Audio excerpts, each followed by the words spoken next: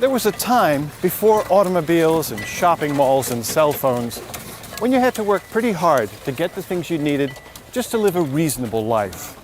In fact, most of life's essentials, like the clothing on your back, the food on your table, even the house in which you lived, were the product of muscle, human as well as animal, and individual skill.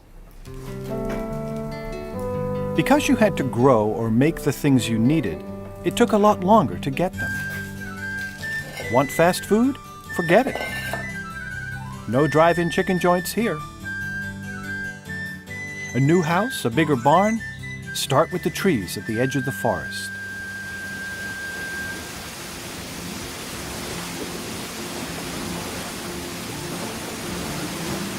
But about 200 years ago, all that began to change with the help of mills.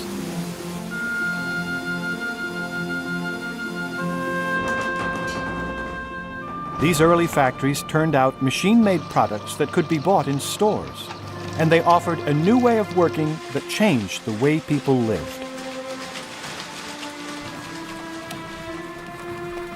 Societies that once responded to the rhythm of the sun and seasons now moved to the beating of the clock. This industrial revolution would bring giant factories and working classes, entrepreneurs and inventors, and an era we call mill times.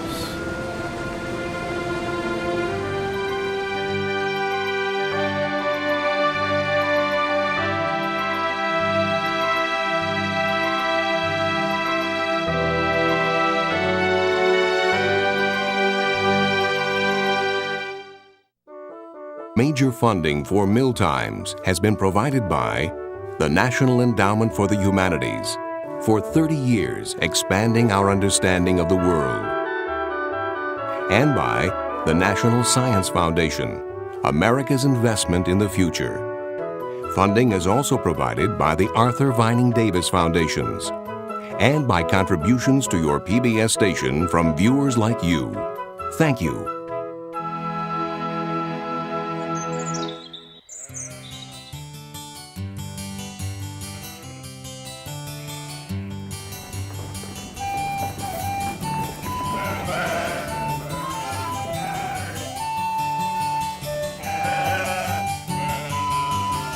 So what did people do 200 years ago if they needed a necessity of life like clothing?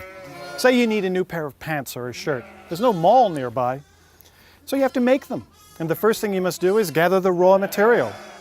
Now in some regions you turn to cotton or flax, but here at New England's Old Sturbridge Village you turn to sheep for their wool.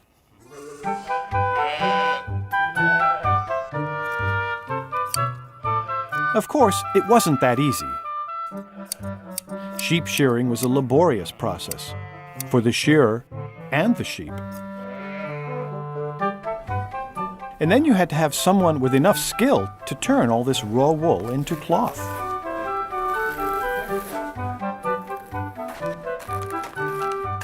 After cleaning the wool, it had to be carded.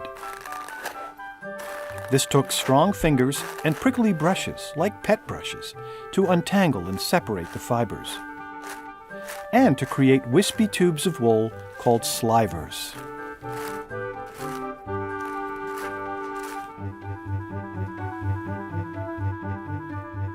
You then stretch the slivers into yarn on a spinning wheel.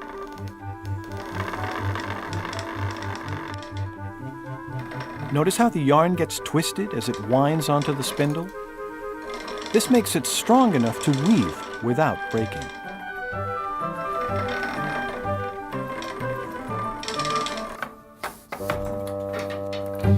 You turn yarn into fabric on a loom, and this is a typical hand loom. Now, weaving was done by both men and women, so I should probably do okay at this. First of all, we have to set up the loom by drawing threads from the warp beam behind the loom across the top to another beam near my feet. The warp threads pass through harnesses, which I can raise or lower by pressing down on these foot pedals. And when I do that, it creates a space between alternating sets of warp threads. I'm going to take the shuttle, which is this wooden contraption with a spool of yarn in it called a bobbin, and I'm going to push it across through that space perpendicular to the warp threads. I then press it down, change pedals to raise the other harness to create that over and under pattern that you get used to seeing in weaving. I send the shuttle back through, pull it snug, tamp it down, and repeat this process over and over again until there's something else I'm supposed to do or my arms fall off. You can see just how much time is going to go into this to produce enough fabric to make clothes. I mean, there's the carding and the spinning and the weaving, then there's the cutting and the stitching and so on, which sort of explains why people back then would have had relatively few clothes. But by the middle of the 1700s, help was on the way. And it began with water-powered machines. For centuries, people had used the turning force of water wheels to help with tough jobs like driving blades for sawing wood,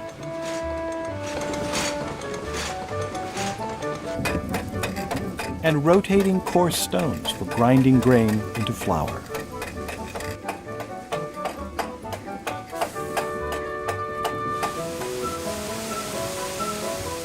But eventually, water wheels began to power more complicated devices that would revolutionize cloth making, like this carding machine.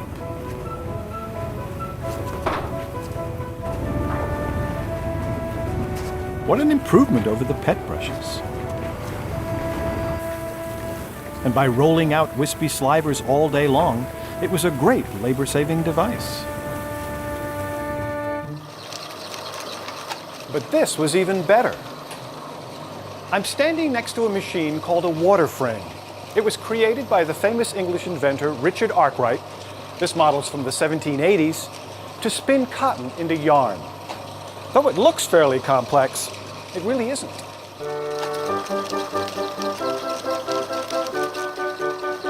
It runs on water power, just like the carding machine and saw blades we saw earlier. The cotton in the top spools is drawn out by the action of the machine, which twists it nice and tight, and then gathers the yarn onto these bottom spools. It works just like a hand spinning wheel. 96 of them, actually. So it's little wonder that spinning by machine would eventually make spinning by hand obsolete.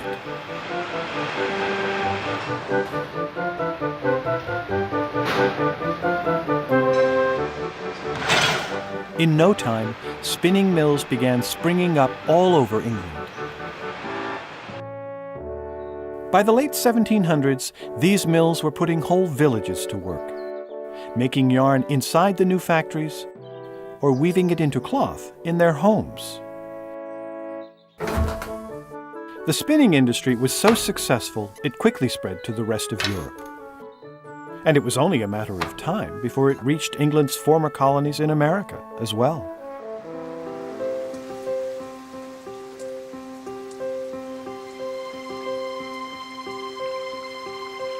All mills need a steady supply of running water. And here in New England, there's plenty of rain and melting snow to feed powerful rivers that once drove the big wheels of the new textile mills. But any river's flow can be unpredictable. Sometimes there's too much water, sometimes not enough. So to control the power of the river, mill owners built dams. Now this old dam on the Branch River in Rhode Island is a typical mill dam. It doesn't completely block the river, but it raises the height of the water to create an elevated mill pond. Now, if we dig a channel called a head race from the pond to the mill, that pent-up water behind the dam will flow through the head race, turn the wheel, and then rejoin the river through the tail race. So dams and their ponds acted like storage tanks for the H2O fuel the water wheel engines ran on.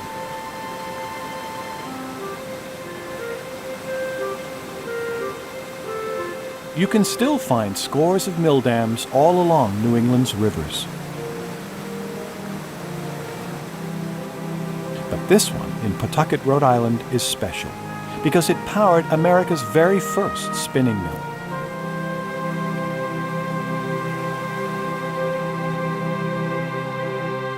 Legend has it that in 1789, a young entrepreneur named Samuel Slater defied the laws of England by supervising the construction of English-style cotton spinning machinery at the mill in Pawtucket.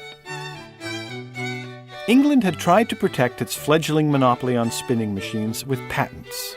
But Slater, who worked in the mills, understood how to make similar machines and came to America to seek his fortune. Other Rhode Island mills quickly followed Slater's successful venture, including the picturesque Wilkinson Mill right next door, which houses a beautifully restored water wheel and gives us a pretty good idea of how a power train actually works. At the Wilkinson Mill, water from the head race flows into a wheelhouse, where it steadily turns the big water wheel. The wheel is connected to revolving metal gears. And as the gears turn in rhythm with the wheel, they rotate a vertical pole called the main shaft. The main shaft rises through the ceiling and extends all the way to the top of the building.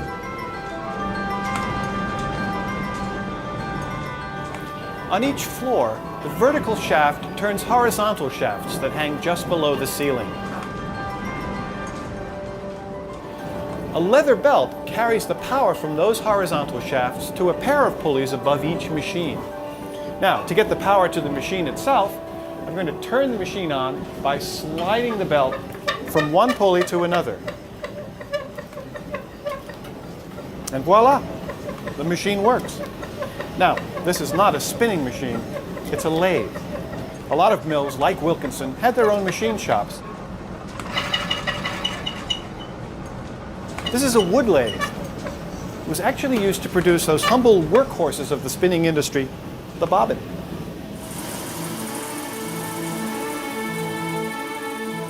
Yarn from the spinning machines was spooled onto bobbins. And in the beginning, that's all the textile mills produced, yarn. But by the 1820s, inventors had finally figured out how to make machines that could take all those spools of yarn and weave them into cloth.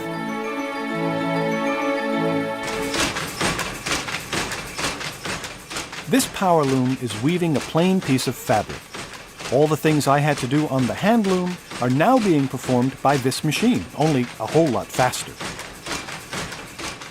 In fact, the wooden shuttle I threw by hand whips its thread back and forth so quickly, we have to slow down the action for you to see it.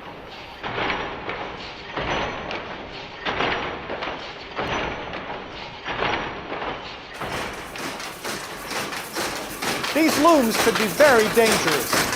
If a shuttle like this should break free, it could pierce your flesh like a bullet. If you got your sleeve caught, it could cost you an arm. But when the power loom was perfected, weaving, like yarn spinning before it, would move from the home to the mill.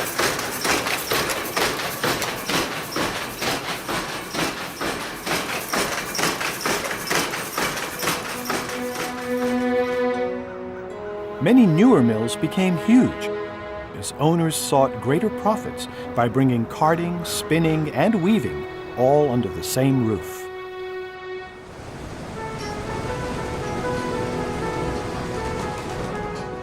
As more and more mills sprang up, there was increased competition and the occasional dispute over issues like backwater. Backwater would occur when one mill's dam impeded the natural flow of the river to the point where water wheels in upstream mills couldn't turn properly.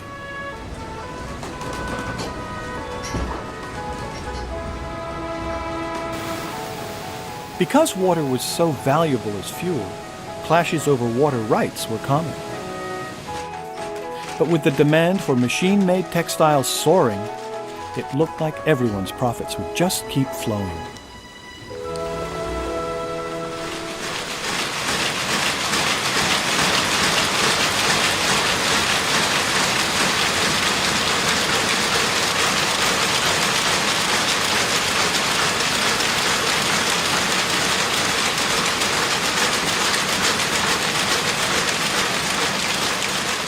This huge room would have been fairly typical of weaving floors in the big textile mills of the 19th century.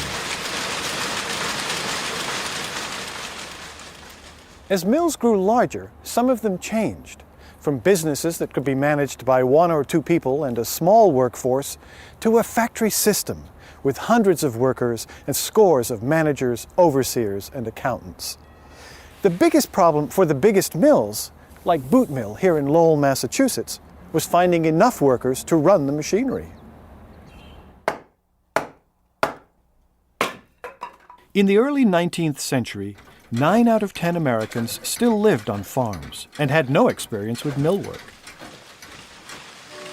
Without enough skilled hands to run the complex machinery, the big mills of Lowell, Massachusetts would have remained a dream. It was American textile entrepreneur Francis Cabot Lowell who had the vision in the first place. He had witnessed the terrible conditions faced by mill workers in England and decided he could create a wholesome atmosphere that would attract country women to work in his mills. When he offered decent wages too, the daughters of cash-strapped farmers flocked to this unique city of mills and became famous as the Lowell Girls. When they arrived, the women found that Lowell was serious about the wholesome atmosphere. There were rules and curfews that everyone had to follow, even when they weren't working. Drinking alcohol was strictly prohibited, for example. And to further protect their reputations and souls, employers required all women to attend Sunday church service.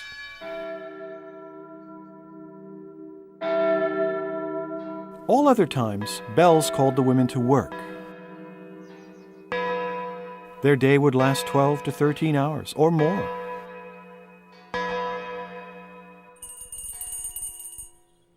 And when they weren't working, they spent most of their time inside one of the hundreds of boarding houses scattered throughout the city. The women of Lowell were very well fed by their employers. One wrote, "We had cod soup, baked cod, and fish hash. We have pie 2 or 3 times a day, coffee, and warm biscuits." All the workers got 3 decent meals a day, clean linens, and a room to sleep in, and all for about $1.25 a week. Now that may sound like a bargain, but it only left them $2 or $3 a week after working for 70 hours or more.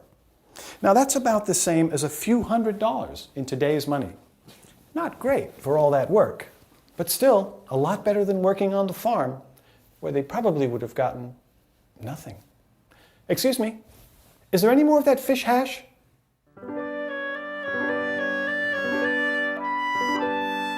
The young women lived in cramped rooms with 2 or 3 beds to a room.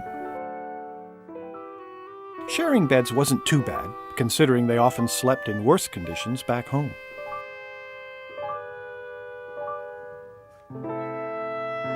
They loved to write letters and keep journals. Complaints about rodents, the communal outhouse, and a lack of privacy were common. But most women clearly liked the boarding house life and the excitement of the city, especially on Sundays, their one day off. After church, they would spend their time courting, socializing, or promenading in the fresh air. They might attend a play, a lecture, or a concert, until this brief respite was over. And then it was back to the mills for another week of heavy toil.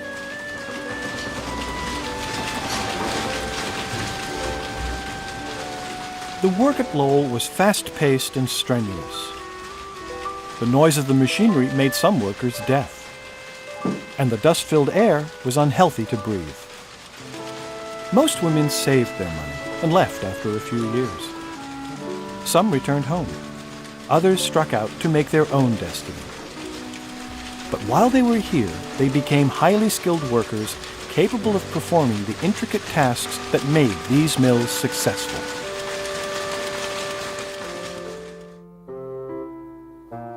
This is Moses Brown, the Rhode Island businessman who enticed Samuel Slater to Pawtucket and then helped finance Slater's pioneering cotton mill.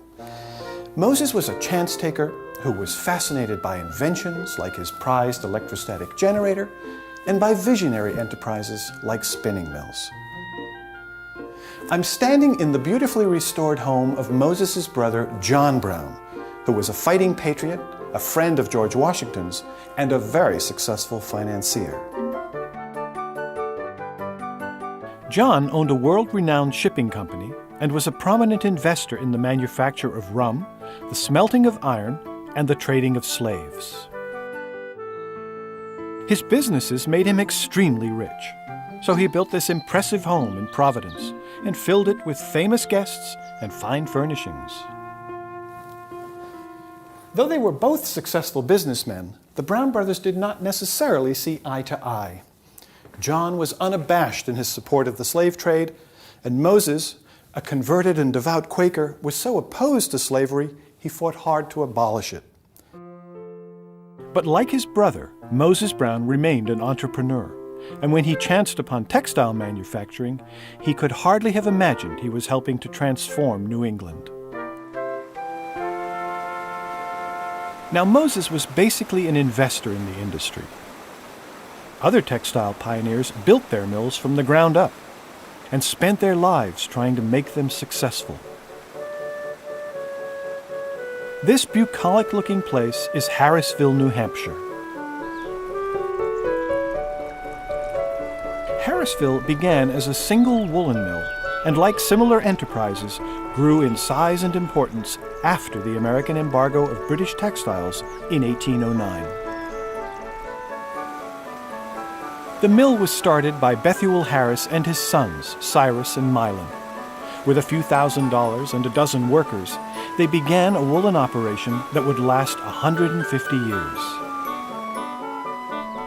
The Harrises lived in those houses over there, not a stone's throw from their mill. Over time, they built more mills, boarding houses for single workers, and individual homes for families.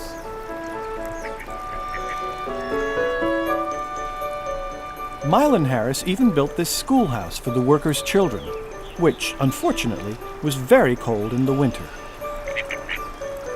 Rather than repair the drafty schoolhouse, he stuffed wool, which he had plenty of, into the cracks in the floors.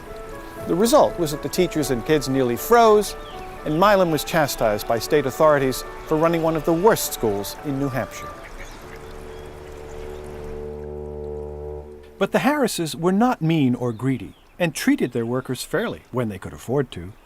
For unlike rich owners, the Harrises were completely dependent on the fortunes of their mill. They personally fixed machinery, fought icy wheels, hired and fired workers, sweated over accounts, and hustled for business. If prices fell or labor costs rose or natural disasters struck, their enterprise could fail instantly. And without the deep pockets of rich mill owners, the Harrises were never far from financial ruin. But with equal parts luck and hard work, the Harrises made it, becoming country comfortable rather than Brown family rich. And for mill owners like the Harrises, that was enough. Now, not all New England textile mills succeeded, but the big cotton mills generally did very well, because the American South was an excellent source of cheap slave-grown cotton and an even better market for machine-made cloth. Abolitionist Senator Charles Sumner railed against the conspiracy between the Lords of the Lash in the South and the Lords of the Loom in the North. Thinking that Sumner had equated them with slaves, Lowell's workers passionately declared themselves the daughters of freemen. But mill workers could be treated very unfairly, especially when demand fell and prices dropped. Owners could cut wages, increase hours, or speed up production, all in an effort to maintain profits. On rare occasions, workers fought back by turning out or going on strike. But then, as now, such tactics could be very risky for both sides.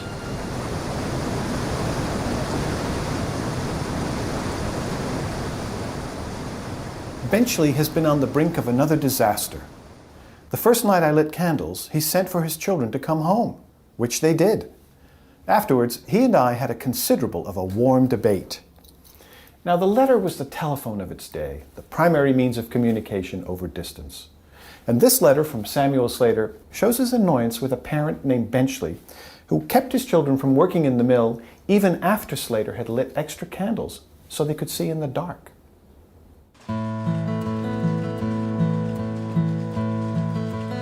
Yes, children worked hard at Slater and at other mills throughout New England. They also worked on farms and in craft shops, just about everywhere.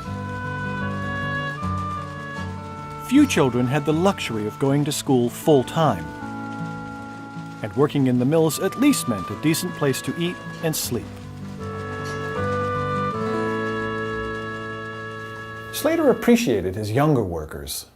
What he complained about were their overly protective parents and the fickle adult workers who were constantly leaving him to work in other mills. He was also unhappy about his personal fortune. Though he ran a successful mill that bore his name, he was not the majority owner and felt he could do better with his own venture. So in 1806, he built a new mill complex and proudly named it Slatersville.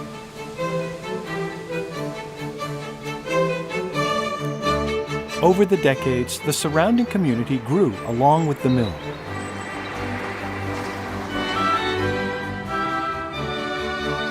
And by mid-century, the Slater family had built 2 additional mills and installed steam engines to help power the machinery. Quarrybank Mill in England houses an early working model.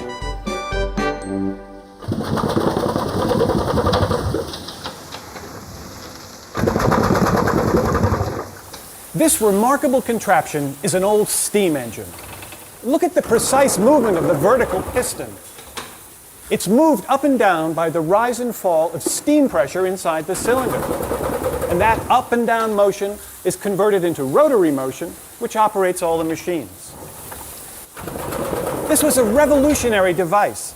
It made it possible to run machines any time, any place, and in any kind of weather.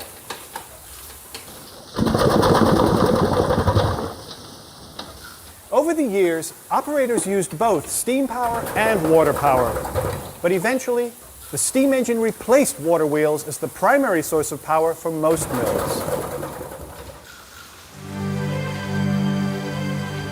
With steam engines to run machinery, mills no longer had to be located near rivers.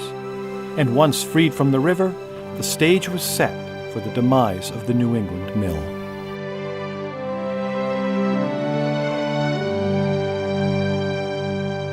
By the middle of the 20th century, many New England textile companies had moved south, where labor was cheap, where cotton grew right outside the door, and where swift-moving rivers no longer mattered.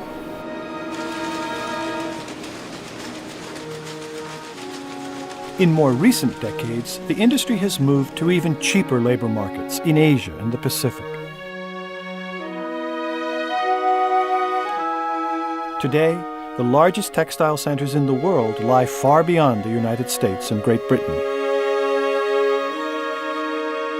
leaving places like Slatersville abandoned and desolate.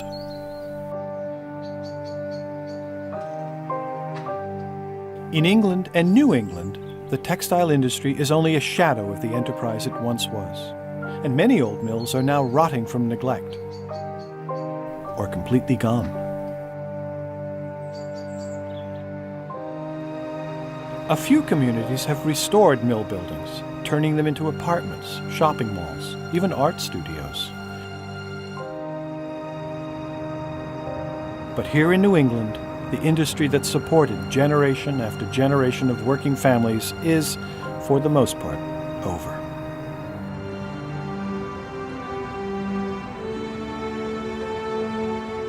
At their height, mills were criticized for bringing a decline in craftsmanship and a machine-like regimentation to the workplace.